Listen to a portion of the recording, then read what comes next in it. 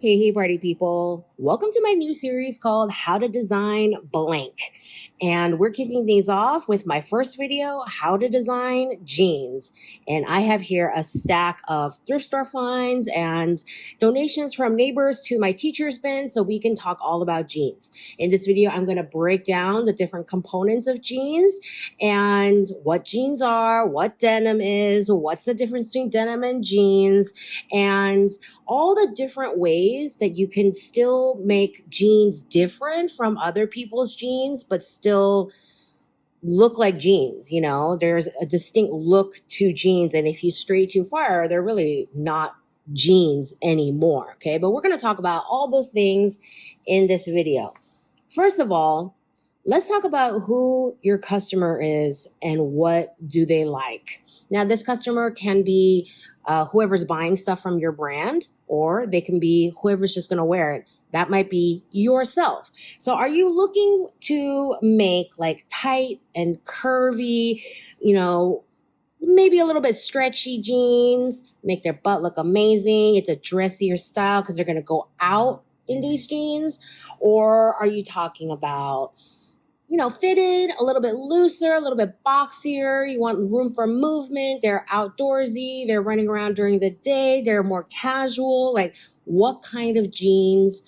Who is your customer? What's the overall look you're going for? Are questions you should ask yourself, first of all.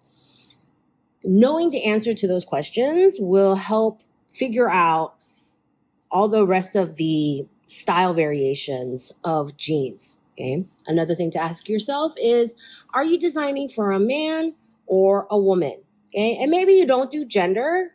Maybe you go by fit profile instead. To me, it's not really about feminine style, masculine style. It might be for you, but fit profiles are important. Figuring out fit is important. Maybe your customer is a top heavy woman and they have, narrower hips than your average woman. Or maybe you're doing pear-shaped men, okay? If you do menswear, you're probably going to have to cut a roomier crotch. That's just basic pattern making. All right, so think about those things as well. Think about what kind of bodies you want to dress. Are they very hourglass and curvy? Are they very straight up and down? But, they can be very thin or much larger, but just very straight up and down in proportion. Maybe you want to design for very tall people or very short people, okay? So think about bodies. Next up, you want to talk about fabric and color, okay? What is the difference between denim and jeans, okay? Denim is a fabric and not a style of pant, okay? Denim, remember how I always say fabric is a combination of the fiber content and the construction. In denim's case, the fiber content is cotton. Many denims are 100% cotton. There are many denims also that have a little bit of stretch, elastin. Do keep in mind that if you want to make your jeans biodegradable or any of your denim products biodegradable, they have to have less than 5% elastin in order to be biodegradable, okay? So fiber content is cotton, a little bit of stretch. I personally prefer like a 2 to 3% stretch, like comfort stretch. I think that helps with fit. That helps with like sitting down comfortably, that kind of thing, movement.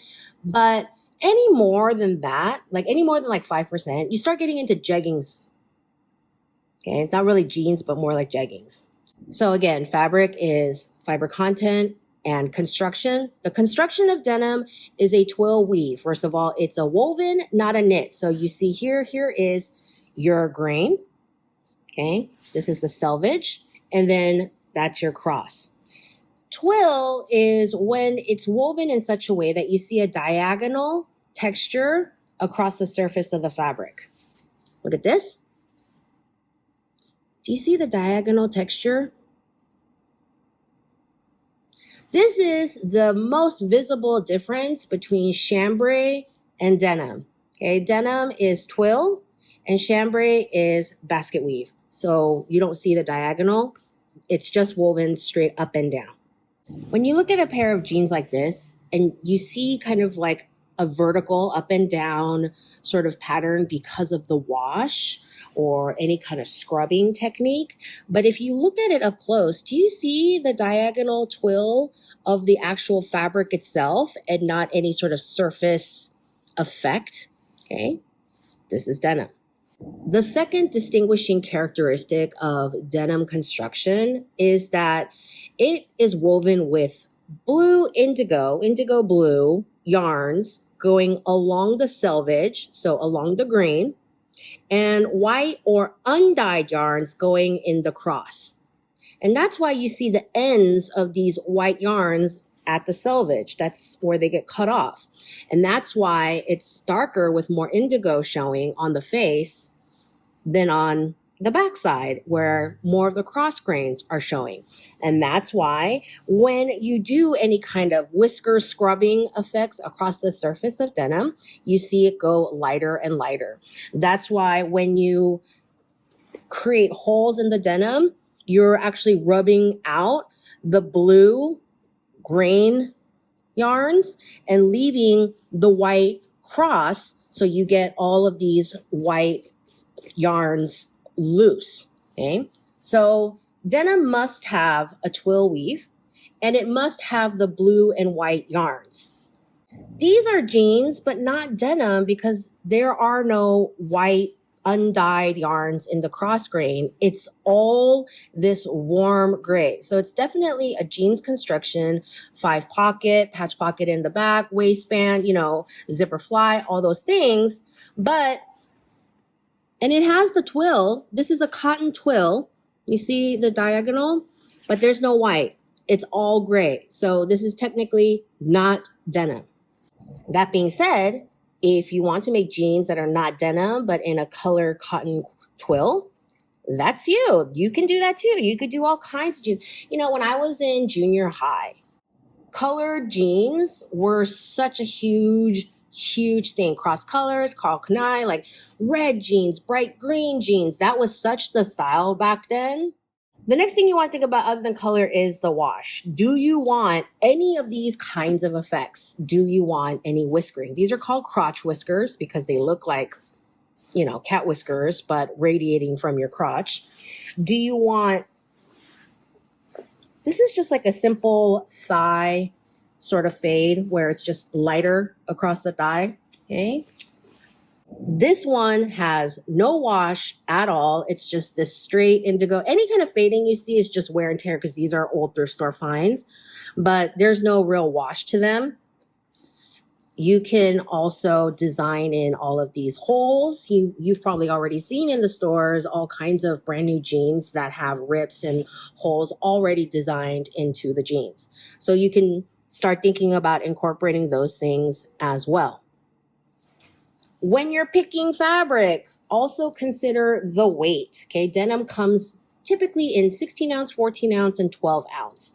And 12 ounce is good for summer. 16 ounce is much sturdier. So you have to decide what season you're designing for. One last note about fabric, just because something is made out of denim does not make them a jean. Jeans are, this style. All of these are jeans. They have the 5 pocket, 1, 2, 3, 4, 5 pocket style, and a straight center front fly, whether it is a button or a zipper, waistband, belt loops, etc., etc. These are jeans. You can make jeans out of anything. You can make leather jeans. You can make those cotton twill jeans I just showed you. But anything made out of denim is not necessarily jeans. Lots of sailor style pants are made out of denim. That is a cute, popular look. Those are not jeans. Got it? Okay. Denim is the fabric, jeans is the style.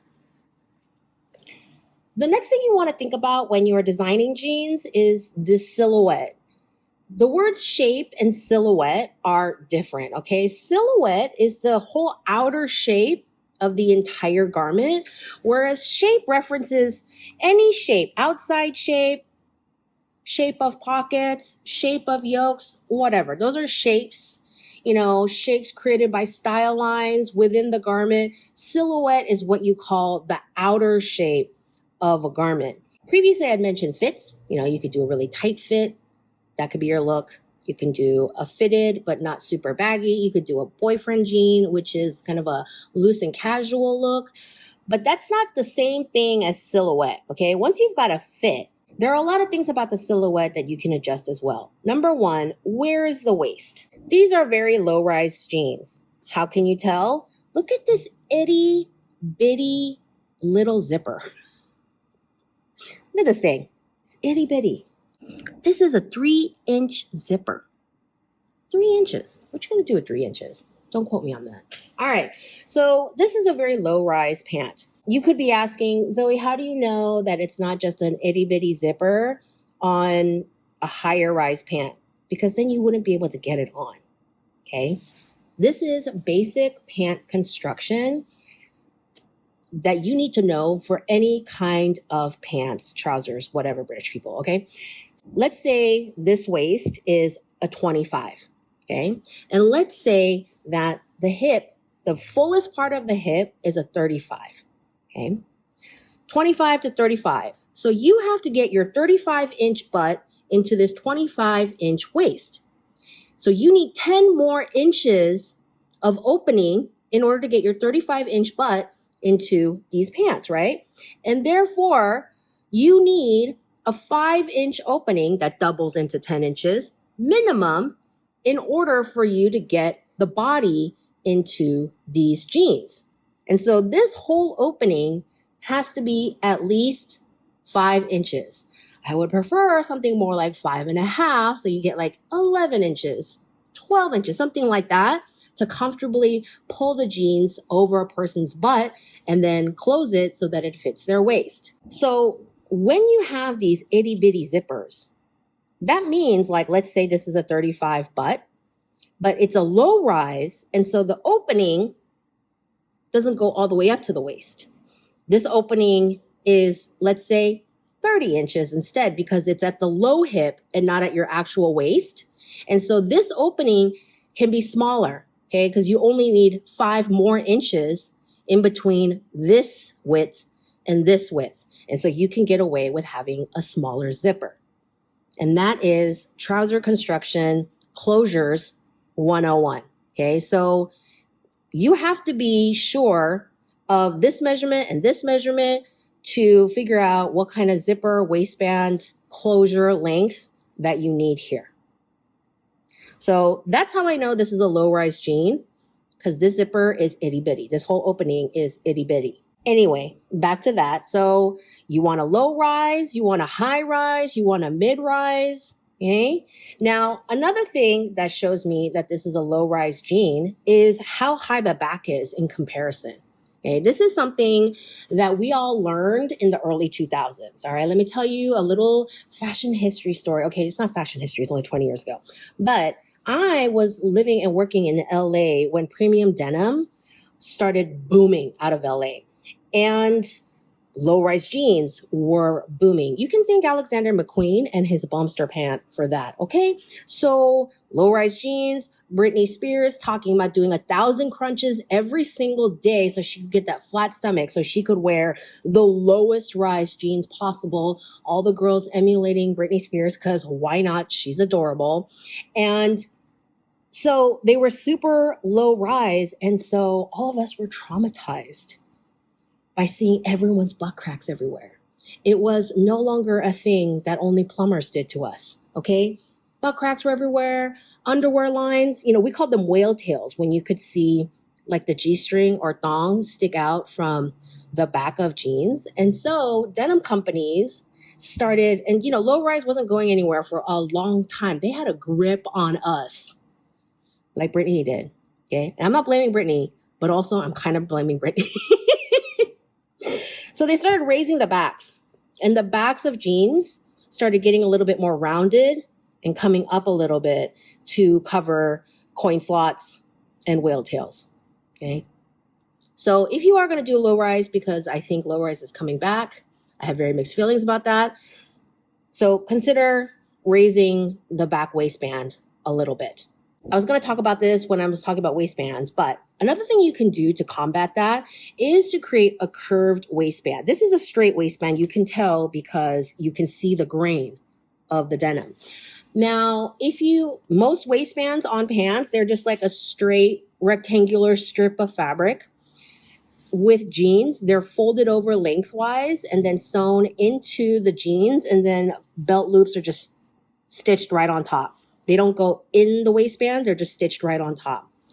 If you are going for a particular low rise, something you can think about doing is doing a curved waistband so that the waistband goes in a little bit. Okay, so that it kind of tucks into the body a little bit more so that your butt's not hanging out. This is also good for if you're designing jeans for people with bigger butts and you have more curvature in that lower waist, lower back. You know, if you want to bring that waistband and shape that waistband in a little bit to create a little bit more cupping in the back for better fit. So low rise, mid rise, high rise. Think about that in terms of your silhouette. Let's talk about how long the pants can be. You can have booty shorts. You can have kind of more modest shorts. You can have mid-thigh shorts. You can have knee-length dad jorts. You could do capris, which are right below the knee. You could do high waters, which are kind of long pants that show off the ankle, like your old school Tom Brown tailoring style. You could do full length. So any length you want. And then you could do different leg shapes. Okay, so you could do a straight jean. Okay, they used to be called like cigarette pants or stovepipe pants when it wasn't denim. They're just straight up and down, not skinny jeans. Skinny jeans are made to just plaster against your body, and they're usually tapered towards the ankle. And in the 80s, we called them peg jeans. In the 80s, we used a lot less stretch.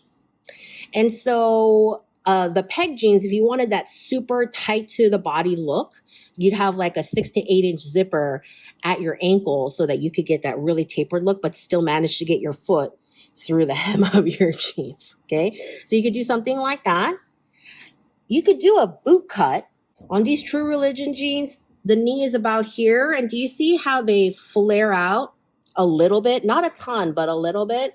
These are called boot cuts, and they're called boot cuts because you're supposed to be able to wear them over your boots, like the whole shoe, you know, the ankle, not up to the knee, but, you know, like maybe to the calf, should be able to fit inside the jeans comfortably without ruining the line. Okay, so these are boot cuts. You could have even wider flares. You could do full-on bell bottoms where the belt, it looks like a bell. It's like really, it's tight around the thigh, but really flares out. That's different from a wide leg. A wide leg is flared all the way from the hip. Okay, there's no tight thigh and then a flare. It just flares all the way down, hip onward. If it's really, really wide, you know, they're called palazzo pants. And usually palazzo pants are done in a slinky, thin material, something silky so that they swish around. Oh my God, raise your hand if you remember Jinko jeans. Raise your hand if you remember the trauma of Jinko jeans, which are basically, okay, and ravers are going to yell at me. Old school ravers are going to yell at me, but they are basically denim palazzo pants. Culottes are basically wide leg, but capri length. So wide leg cuts off right below the knee. Okay, skirts. You remember skirts? They're shorts, but then there's like a flap in the front, so it looks like a skirt in the front. Okay, so lots of different shapes, lots of different silhouettes that, you know, options that you can play with in the silhouette of your jeans. Okay. Next, I want to talk about waistbands and belt loops. And I just talked to you about the whole curved waistband and everything, but I just want to show you that you can do whatever width of waistband you think looks best. Look at this skinny William Rast, this much wider True Religion. You know, this has a more dressier look. This one has a slightly more casual look. Up to you what you want to do with that. And belt loops, okay, like I said, belt loops are just kind of tacked on, and you can do this very skinny sort of belt loop, and it has bar tacking on the top and bottom and one row of top stitching. You could do a slightly wider belt loop with 2 rows of top stitching, or you could do a very wide. Look at that. There's a size difference on those. Okay. This whole thing just is scaled up. Like everything about these True Religion jeans, you know, the spacing between the double needle top stitching, the width of the waistbands, the width of these belt loops, everything is scaled up. It's a deliberate design decision to create a particular look. Okay. So those are some options with the waistband and the belt loops. Top stitching is also a part of waistbands, but I'm going to talk about top stitching at the end. Okay. Next, let's talk about pockets, my absolute favorite thing. And listen, if you're not going to put pockets on your jeans, just unsub. Just get off my channel. I don't have time to teach people if they don't care about pockets. When I see jeans at a thrift store, and you know, most people can't tell whether things are made for women or men, all you got to do is stick your fingers in a pocket and you immediately know that these are women's jeans. Look at this. J. Crew, shame on you. What is this? There's my middle finger. And yeah, I'm flicking that for J. Crew. Okay, I didn't say that. Anyway, look. What am I supposed to do with that? What am I supposed to do with that? These True Religion jeans, judging by the shape, I think they're for women, but like, you could, that's my wrist right there. Like, that's a decent front pocket, okay? The shape of the construction of these pockets are really different from your standard pockets, so let's talk about it. These are Levi 511s. They're iconic, the 5-pocket style, okay? Look at, I can stick my whole hand in those. All right, anyway, so the standard jeans pocket construction is, here is the front piece of your pant, okay? And it goes all the way down. And then this shape is cut out. This hip piece is a separate piece, okay? It's a little bit longer so that there's some overlap, but this is also denim. And then inside, you have the pocket bag, okay? See that in there? Levi's, okay? And it's overlocked, and then it is attached at the side seam so it doesn't like roll around on the interior. And there's your pocket, okay? It's your slash pocket. This one, again, this front piece is all one piece, okay? This is all one piece. And then you have the hip piece. But this hip piece is very big. This hip piece is this rectangular piece, and it is the entire back of the pocket bag. And so when you open this, it's denim all the way inside.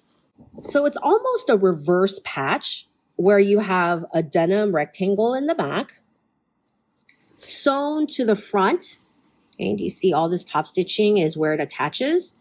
And so that's the pocket bag. There's no separate pocket bag. This is a decent sized pocket. It's got the double stitching here for strength. But it looks cool. You know, these jeans, the design is deliberately like show off all the top stitching in this really wild color. And so this look really goes with the rest of the jean.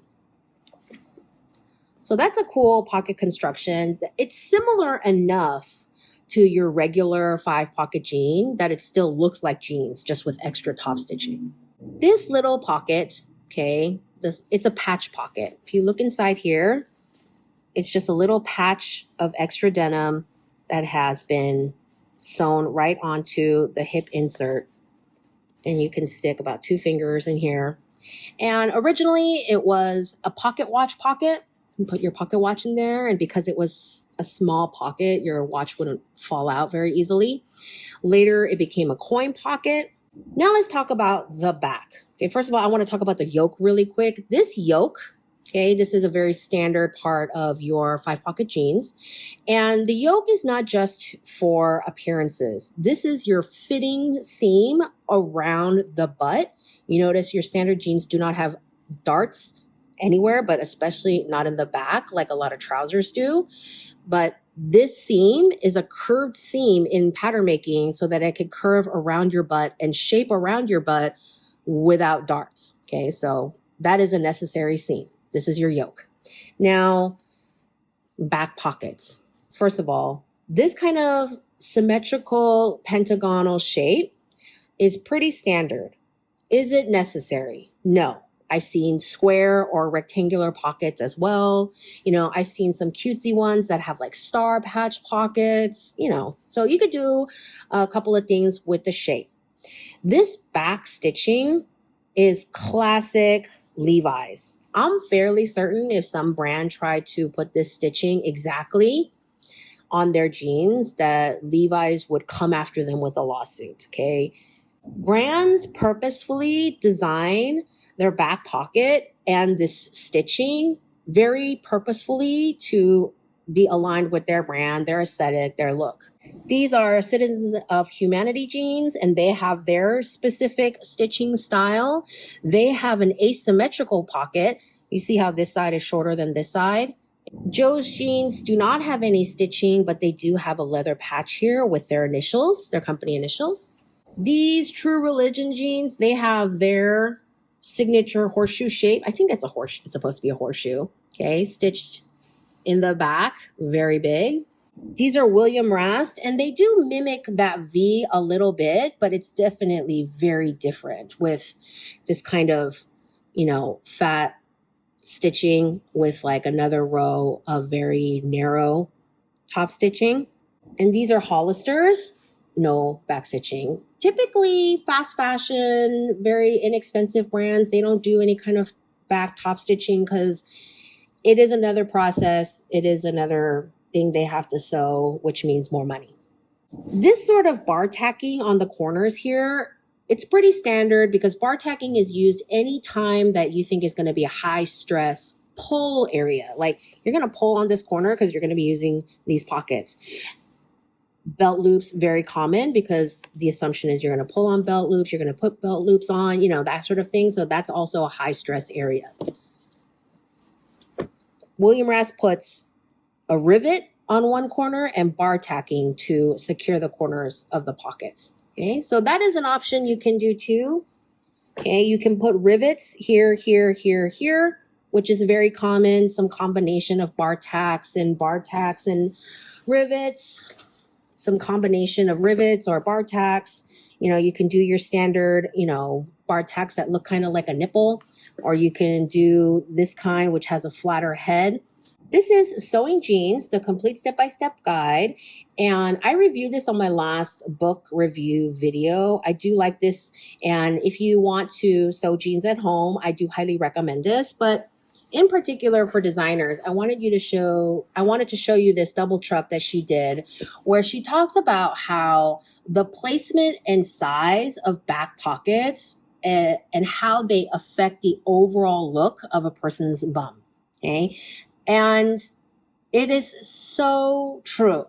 Okay, the next time you go out jean shopping and you try on a bunch of jeans and some look better on your butt than others, look carefully at why you think that is, and it will generally be because of the pockets and the pocket placement. Okay, you can do smaller pockets, but you don't want them to be so small because when you have like ridiculously small pockets, they look super cheap. Okay. If you want a smaller looking butt, go for a bigger pocket. Okay. If you want a flatter butt, I don't actually know anyone who wants that, but there you go. Beyond that, there are so many other different things you can do with back pockets. I've seen back pockets that have like a flap with a snap or a button. And, like the more stuff you add to the butt, the bigger it's going to kind of stick out, and it's going to help people with flat butts. I've seen pockets with a box pleat running down the center.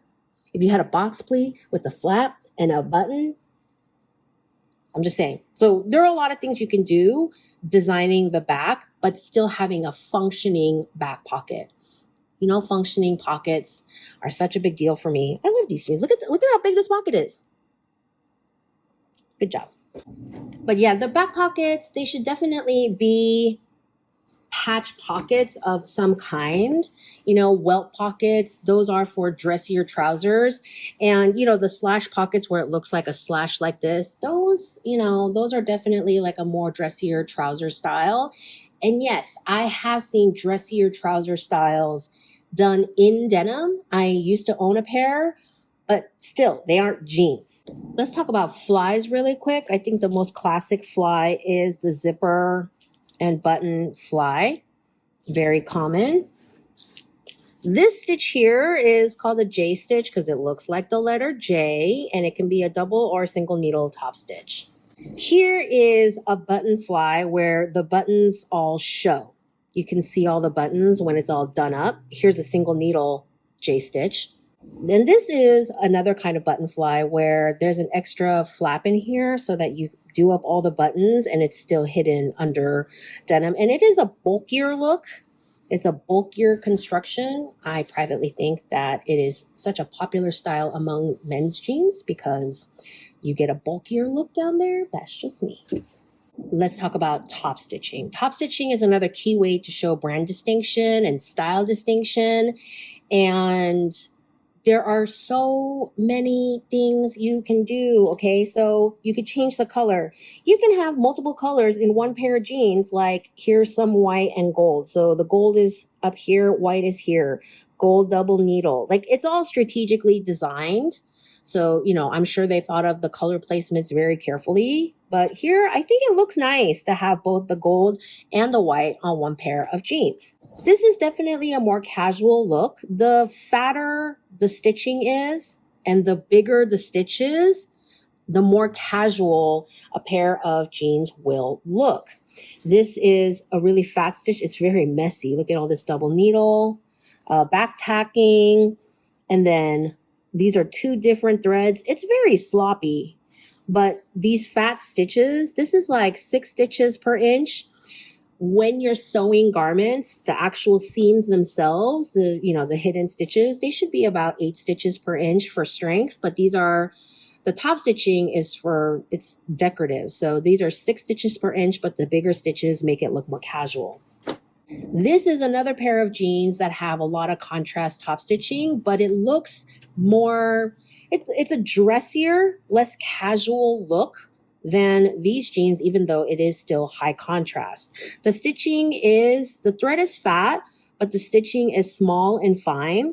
The top stitching quality overall is much neater and higher quality than those Levi's. Okay. And then like narrower double needle top stitching tends to look dressier overall. So with the matching copper rivets, hardware and everything, and the narrower double needle top stitching. Okay, here's another placement that is also kind of cool. Like a lot of the time, brands won't top stitch all the way down the outseam, but just down to the hip. So that's another detail you can do. This brand does a single row of top stitching on the inseam, whereas Levi's, they do a flat fill or a welt seam. I have a video called How to Sew 8 Common Seams where I have a guest lecturer named Mariah come and show you how to sew the single needle top stitching, the flat fill, the welt seam. So you can go check out that video if you want. This is a really versatile pant because the contrast is there, but it's really subtle because the color of the thread is really subtle. The thread isn't that wide. The stitching isn't that big. It doesn't have any cool stitching patterns or odd bar tacking, any of that. It has the to the hip top stitching with a little bar tacking, but everything is pretty low key, which makes this a very versatile jean. This, of course, we've seen already, the super loud yellow, the very fat, like it's a fat thread, not the fattest that I've seen, with big stitches, wide spacing, double needle top stitch. It has a very distinct look, so love it or hate it. They really went through, this is a good design because they really went through and took care of all the little details and made sure every little detail was on brand for them. Okay, this is their brand's back patch. And so, I mean, I think this is really reflective of the rest of the jean with the embroidery and the big stitching, the style. I think it has a really cohesive style all throughout. It has a very distinct look. Let's talk about hardware real quick. Hardware are your zippers, your buttons, and your rivets. And if you have a button fly, okay? And honestly, if you're a small brand and you find it difficult to source your like personalized hardware, it's not the end of the day. That's not why people buy jeans. It's a nice detail, but it's more important that the fabric is good quality, that it fits people's butts nicely. You know, those things are more important. Okay. Rivets are done in high stress points like the edges of pockets where there's going to be a lot of pulling eventually. Bar tacks are done similarly, like at the tops and bottoms of belt loops. Bar tacking is kind of common right there. And I used to think that it was kind of obnoxious to, you know, one time I saw this brand, this menswear brand that had a rivet right there. And I'm like, isn't that a little obnoxious? And then I learned that it's actually purposeful. It holds all these layers of denim together so they're not all flopping around and, you know, ripping apart and stuff, that it's good to secure all those layers together. So if you do see bar tacking there, you know, these are Citizens. This one is done as subtly as possible. Like it's really like in the J stitch so that you don't really see it unless you look really, you know, pay attention to it. Like I'm pointing it out, you know. Also here, what are these? Joe's jeans. And also very subtle, right? Not subtle at all. This bright white bar tacking Levi's, my goodness, right there. But yeah, the other jeans that I saw like 20 years ago that had a bright copper rivet right there. I've also seen bright red bar tacking. So this is a construction element that you can make as obvious and eye-catching or as subtle as you like per your, you know, design preference. I will say that 99.9% of jeans I have seen out there, regardless of whether they're capris or flares or culottes or what have you, the hem is done exactly the same. 1/2 inch, rolled up, top stitched. Different color, same difference. Different color, same difference. Right? So those are the hems of almost all jeans. And those are the components of jeans, all the different components that you can play with and explore and design around and make your own special pair of jeans that is true to you or your brand. I hope this video was helpful. Please do give this video a thumbs up if you learned something new today. Share, subscribe, join, all those ways you show me love. Let me know in the comments if you learned a lot and you want me to continue this series and offer some suggestions on the next topic. All right. And I will see you in the next video.